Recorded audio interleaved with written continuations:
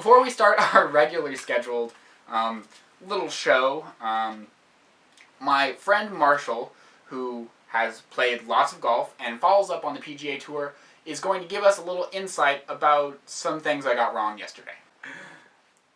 Last night, our host grossly mispronounced Bryson DeChambeau's name from the PGA Tour segment. And I wanted to give another extra piece of information.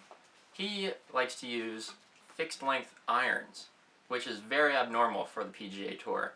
Normally, people have different lengths of their clubs for their irons, but Bryson DeChambeau likes to use just a single length of club, and this allows him to make the same swing for every single club up to... Alright, I'm your host, Damn Daniel, and this is Damn Daniel's Nightly News. Tonight is April 12th, 2019, and we have three different little stories here for you. One in economy, we're trying to venture into new topics here. Another into Tesla and their Model 3. And finally, a couple sections on airline seats, which is, I'm sure, all of our favorite mode of traveling, being crammed next to other people in a confined space for 12 hours. But first we're going to talk about economics. We're going to talk about Wells Fargo. Their CEO stepped down last month and caused a lot of concerns with investors that there might be a decrease in value or that there might be loss of confidence in the company, and that would lead to plummet of different prices and assets. And actually in the past year, before the CEO stepped down even, there was a decline in deposits and kind of ground roots American accounts in Wells Fargo, which again caused concerns. The CEO stepped down, caused more concerns, and while there is some declines, a month after this point, it's not nearly as bad as they expected. There's not nearly as many losses as they expected, and there's actually some growth in other sectors that wasn't anticipated because they were thinking everything was just going to go down. So they're not going into the toilet, which is important for some of us that care about economics. But for others of us, we only care about modes of transportation because we use them every day or monthly or yearly.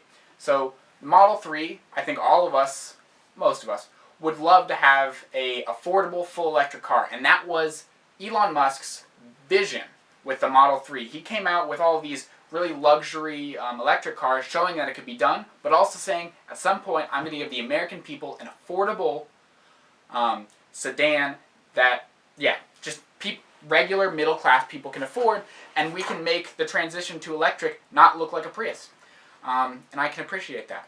So looking at that, the company's had a lot of setbacks and a lot of what Elon Musk has called production hell. And unfortunately, that means even more setbacks for the $35,000 base model, Model 3, that we're all looking forward to.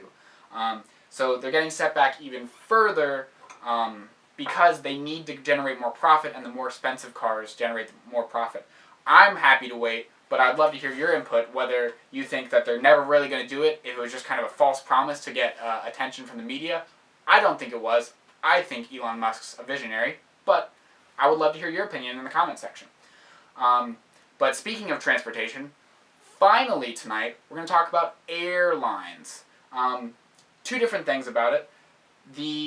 What was it? It was Delta Airlines. Delta Airlines is actually decreasing the amount that each seat can recline on almost all of their charter airlines across the United States and across nationally and across the world.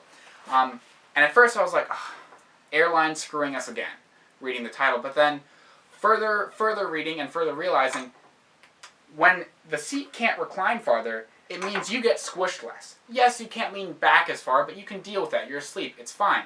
But when you're working on your laptop and the person in front of you decides, oh, I would like to take a full bed nap, your laptop will get smashed, and bye-bye laptop. So it's actually a good thing. It's quality assurance for those passengers that you're not going to get squished in by the people in front of you, which is kind of nice. People can still kick the back of your seat, but just try not to be an asshole, and maybe that shouldn't be a problem. The other thing was their airlines are putting cameras on planes and saying that they're not using them, saying that they're future-proofing these airlines for uses that they haven't specified.